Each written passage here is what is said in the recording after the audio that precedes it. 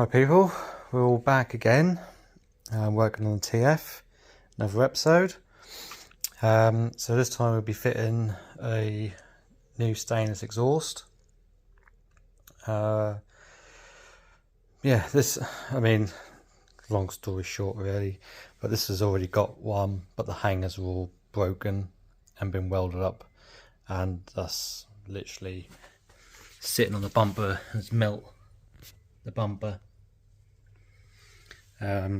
So yeah, I decided to bite the bullet and get one of the best systems you can for one of these TFs, which is a GT SuperSports. Quite a loud system, and I've got a decap pipe to go on as well. Yeah, I mean, I don't know what that exhaust is on there. It's a stainless system, but until we get it off, I'm not too sure of the brand, and I think it might be a Toyo, something like that. But yeah, we've got this one, GT SuperSport. As I say, it's one of the best exhausts you can get for these on the market as a straight bolt-on system. You can get TT Mark 7s. I think you now do a Mark 9 now as well. This is similar to the TT Mark 7, but I think, my personal experience, I think this is a lot better made. And I've never heard one of these in person before, but apparently these sound a lot nicer and a lot richer as well, rather than the raspiness of the TT. And then you've got things like the Daytonas, the Pipers, the Scorpions, the Miltecs, and all that sort of stuff. There was one exhaust I wanted to get, which is the Miltec based ones, and it's got like the two upwardly rolled exhaust tips. I forgot who makes them now.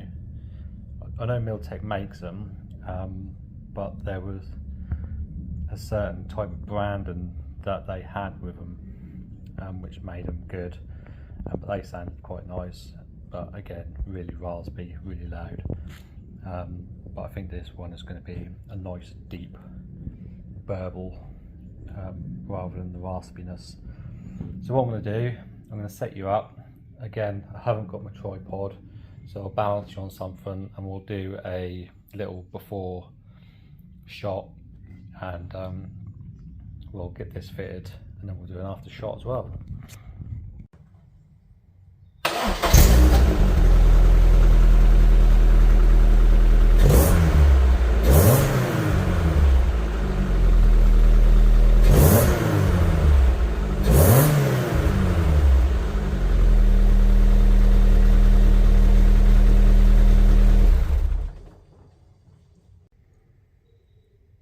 Alright, there you go, that was the before. Not too sure if you could hear almost the raspiness from it, but when it goes down the road, when it's under load, it almost sounds like an air-cooled beetle.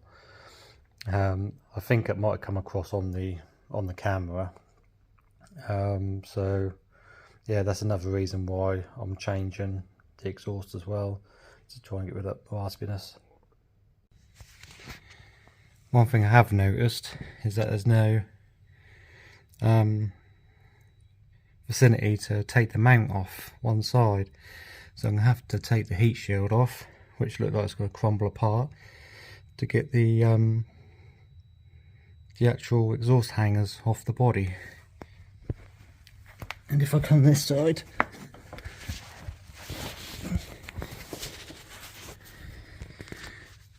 and put some light on the situation so you can see.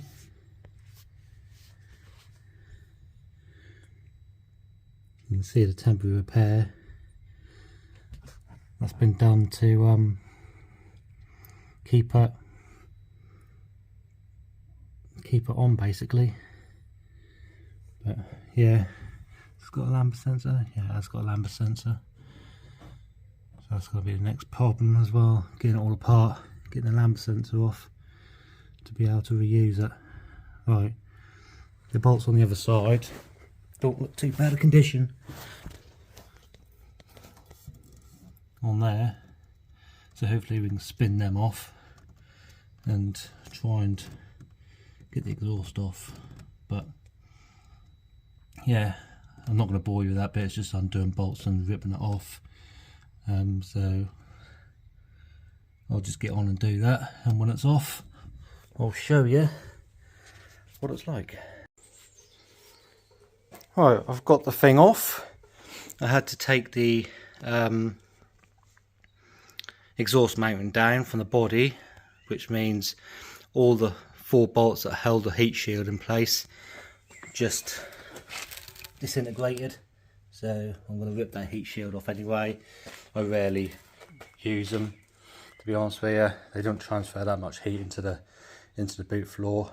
So anyway, I think I found out why that was making that weird beetle noise.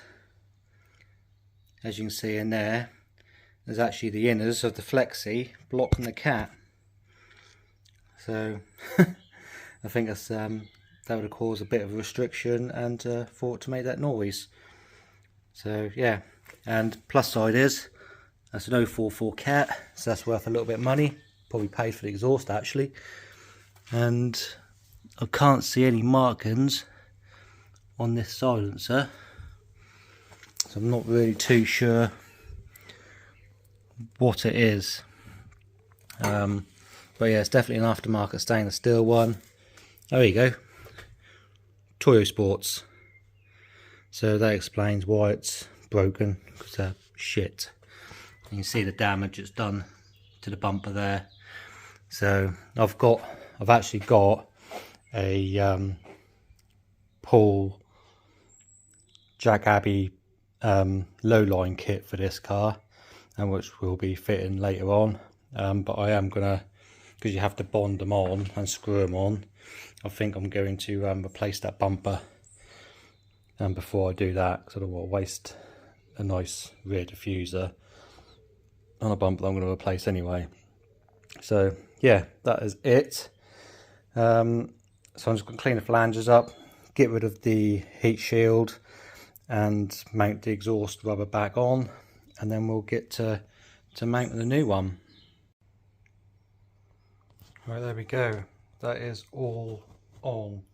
Sorry about the dust that's floating from the camera. I just swept out all my crap that I made. So you can see the extent of the melted bumper now, but it's nice and central. It's somewhat central. For some reason there's more to the left than it is to the right. Or more to the left than it is to the right. But what I like about these is you've got adjustment points at both ends, so you can adjust to your heart's content. So yeah, that one's just a little bit on the left hand side, and this one yeah, it's a little bit on the left hand side as well. So hopefully I can just squiv that over to the right a bit more, and just make that sense. As I say, it's got plenty of points of adjustment, so that shouldn't be an issue at all. And as you can see, heat shield is off. I don't bother running heat shields anymore, just a waste of time really. I don't put anything in my boot basically, and it's not going to set fire to the carpet. So decat is on, so all new gaskets, all new bolts, they're all done up tight. Yeah, so anything we need to do is to let the car down off its jack and give it a start. The only other thing I couldn't do is remove the sensor. As you can see, it's just rounded off. So I'm going to have to buy a new sensor, about 40-50 quid I think they are. But you know, do they rarely go wrong?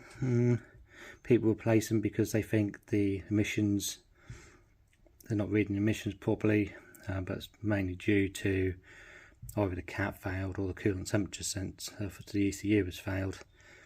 But yeah, I'm going to put a new one on anyway, just so I know it's all new then. If I want to take it apart again, I can take it apart. So yeah, but that wouldn't stop us from starting it, giving it a few revs. The decat came with a blanking plug, so that's in there at the minute.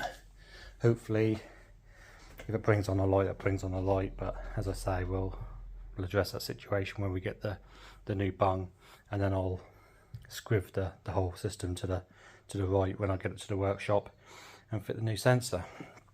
So right, let's get it unjacked and then we'll give it a start and a few revs.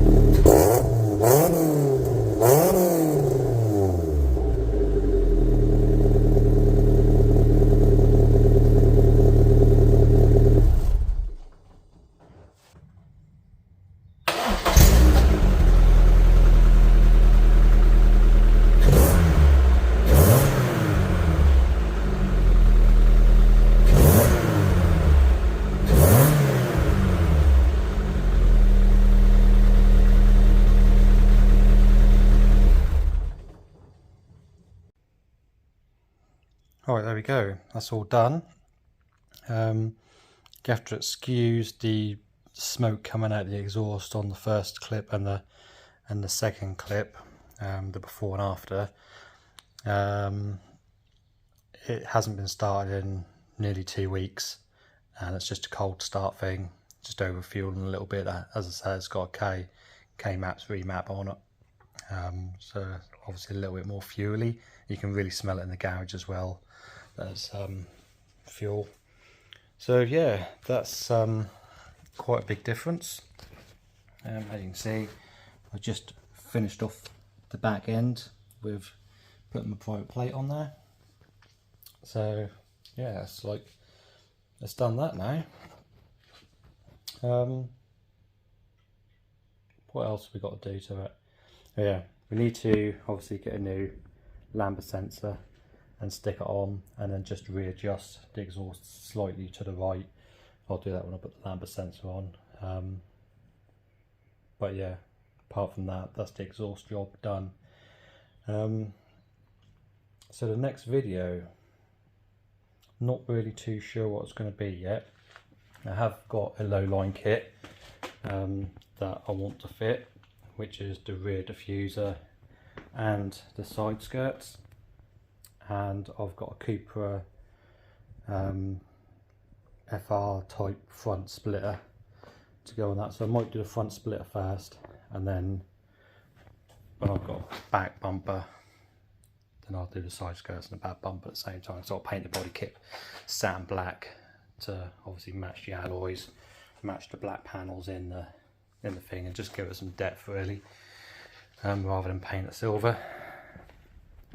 So yeah, I think that will do for today. So that is the difference in a Toyosport exhaust and a GT SuperSport exhaust.